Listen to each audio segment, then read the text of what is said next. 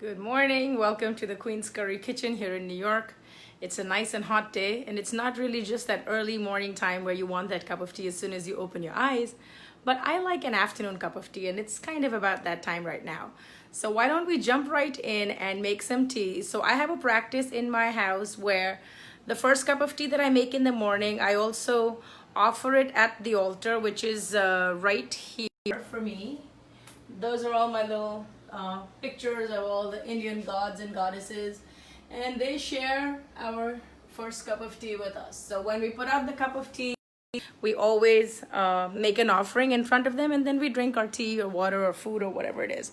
So I make it a special way. So the perfect way to make a great cup of tea really starts with having to boil the water really well. So make sure you boil your water well. That's number one. Hi, Nana. How are you? I'm always happy to see you. You're so regular. You're very good for my ego. Come and have some chai with me. So yeah, I've put the water to boil. What we need for this recipe are some very basic things. We need water, of course. I'm gonna turn up the heat. We need milk. If you are plant-based or if you're vegan, you can always use cashew milk or almond milk, and then you won't be boiling the milk with the water because it tends to make the tea very, very dark. So if you're using regular cow's milk, sheep's milk, buffalo milk, yak milk, whatever, feel free to use this. I'm using this, but if you're vegan, those are your options. We also need some sugar. You can use honey, you can use stevia. Original chai tastes really good when the sugar has been boiled in with the decoction. So that's kind of like the trick of how it boils over and creates that flavor. And then we have loose tea. This is probably like an orange pekoe and black oolong tea. But you can also use something like an English breakfast. I've used it successfully with great results. Thank you, Marwa. I appreciate that. This is only chai, so I'm not really cooking much, but yes, thank you. So you can use English breakfast. I use loose tea leaves, and these are from the Indian grocery store. We're also going to be using some cardamom powder, and this is just, one or two pods of cardamom that have been crushed. I hope you can see it. I crush them, and then I crush them in my grinder, and then I put them in the freezer so that the flavors are not lost. And then whenever I need it, I use a pinch of it. And I'm also going to use some ginger, good old ginger. Just get a knob of ginger, chop it off from wherever it seems to be the freshest, and then just smash it. Do not grate it, do not cut it. You have to smash it in order for the oils to get released, okay? So going back to the chai, the water is boiling. You know what? I'm going to set this phone over here so it can be nicely focused on whatever we are to do here. Yeah, okay. Cool. So I hope you can see everything. Give me a thumbs up if you can clearly see. All right, so here's the water. It's boiling. At this point, the first thing that goes into the water is my tea leaves. So I'm going to put one and maybe a half, because this is a very potent loose tea, so you don't want to overdo the tea. You don't want it to be bitter. And you can see it's going to keep boiling. So this is about maybe a cup to cup and a half, okay? So you have to let this boil. A good tea is never raw. The water never tastes like water. The milk never tastes like milk, but altogether it's a very successful execution. So that's what we're aiming for. And while that happens, we're just going to sit and wait for the water to boil. You'll see the color of the water starting to deepen. So when that happens, you know that the tea leaves are steeping into the liquid and releasing the aroma. They're releasing a lot of people like to cover the teapot when they're doing that. I personally don't do it, but it's, again, a matter of choice, okay? At this point, we're going to go ahead and add our ginger. This is the smashed ginger. I just eyeball it. There's really no measurement. This is something that I put all year round. When it's winter, then I also add cloves. Sometimes I'll add cinnamon.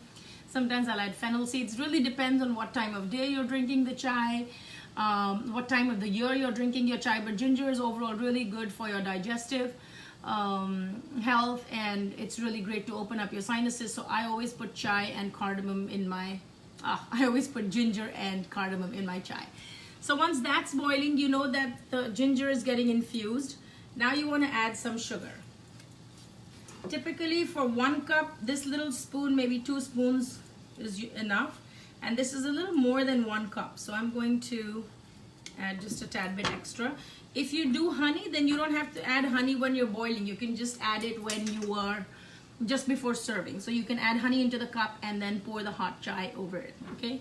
So in India, the biggest pastime of all the people that live there is to have chai by the roadside stalls. You know, they're like all these roadside tea shops, and they're called chai ki dukaan, and it's supposed to be the perfect pick me up, the perfect perky thing to, you know, jumpstart your day, to really stabilize your mood in a dull afternoon. And if it's raining, forget about it. You want chai like every couple of hours. And the cups are really this tiny. They're not very big mugs of tea. They're just very tiny. So you just have a couple of sips and then your batteries are recharged, okay? So this is boiling really nicely. I hope you can see how dark the color has gotten. It's almost like the color of Coke, right? So we know that the tea bags, the tea leaves have released their flavor. Now we're going to add some milk. I just eyeball it, but if you want the perfect chai, the proportion is 3/4 of a cup of water to 1/4 of a cup of milk. If you like it really milky, like if you're trying to make a chai au lait or a chai latte or something, then do more milk and less water. But I don't like it too milky. I just eyeball it. That's about it.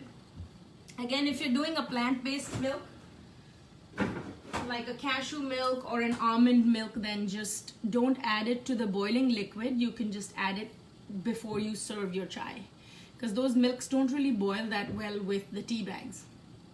So again, we're going to let it boil, and the trick to building the depth of flavor in a good chai is to allow it to simmer and boil and simmer and boil, and control the heat so it'll keep coming up and down and ebbing and going down, and then finally you'll get that right consistency where you will know that it's the right time to get it off the stove. Hi Indra, welcome to our tea party. We are making some chai.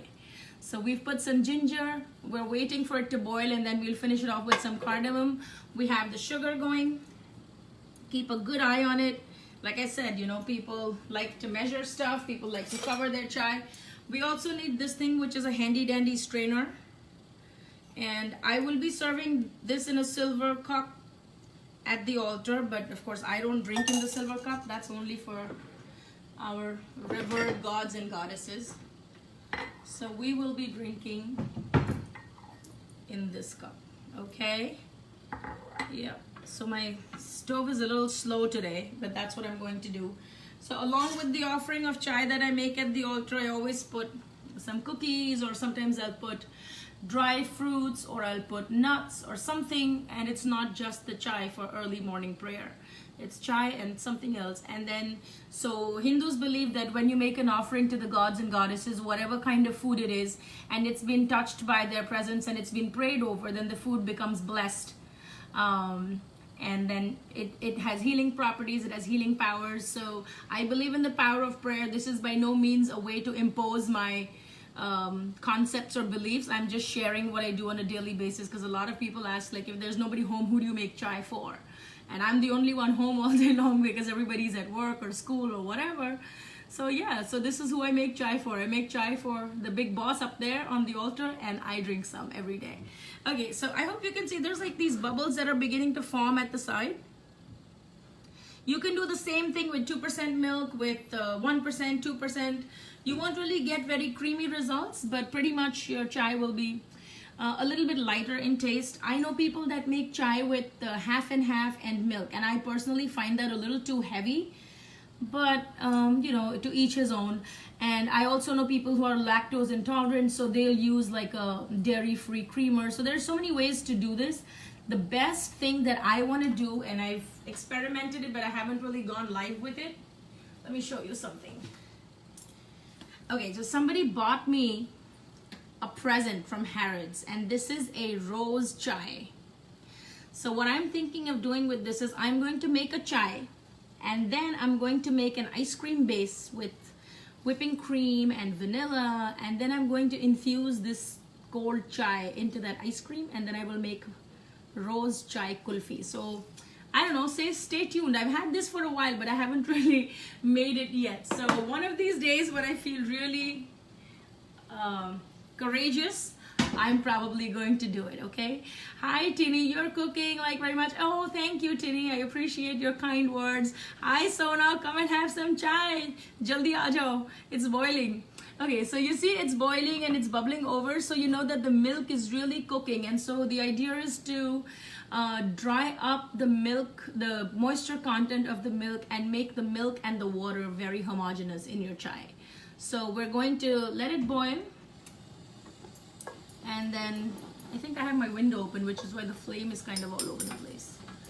So when it comes up, you turn the flame down a little bit, you let it slow simmer, then you go up. And believe it or not, I've even made chai in my instant pot.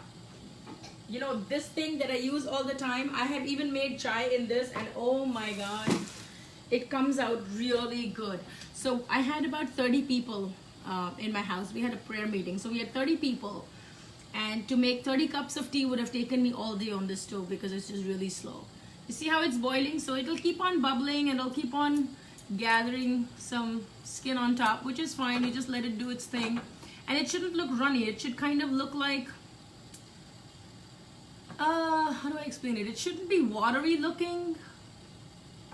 So you'll really know, like when it starts to settle and the color becomes like this caramel brown color, you will know that your chai is ready. Yeah, so going back to pressure cooker chai.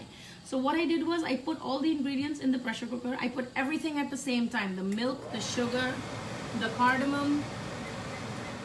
I put everything in at the same time, and then I pressure cooked it for 2 minutes.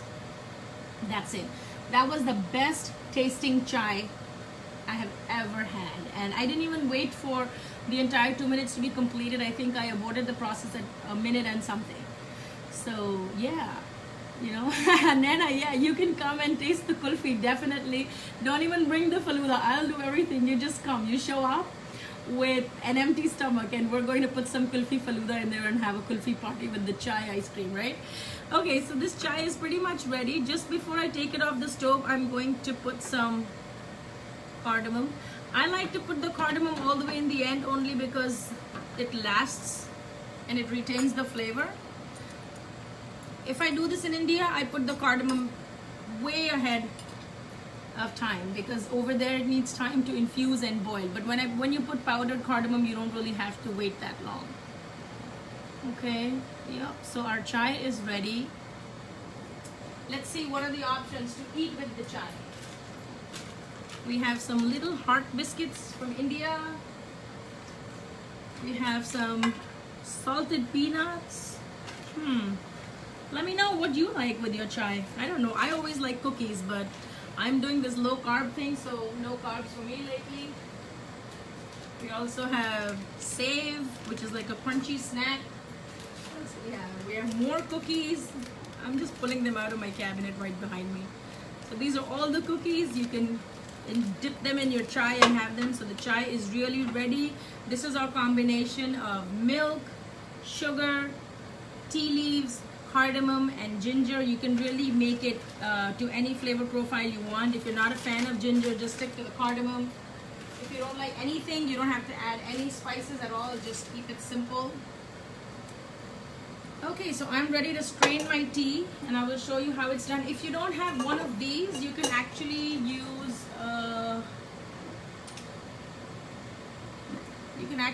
something like this for your tea leaves. Hi Deborah, how are you? So you can use something like this. You can put your tea leaves in here and dip it in the chai, so then that way you don't have to have anything to strain. You just take it out and you're done. And if you use a tea bag, of course you have nothing to strain, but you don't want pieces of ginger in your mouth, right? So the sugar is already in there.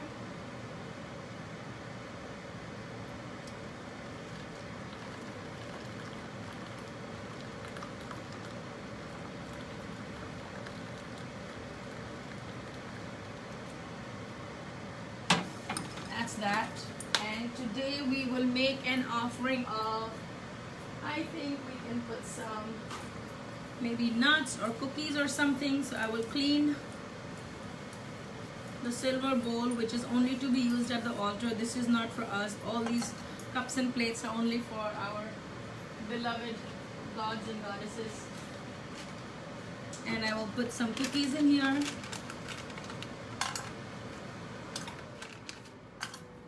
So some people really say that it's kind of foolish. Why would you make an offering of food? But here's the thing. When we give human qualities to God or the universe or the higher power that we worship, we actually start seeing a reflection of them in us, which is the whole reason why prayer and all these rituals were created in the first place. Okay, so I'm gonna take this tea very carefully.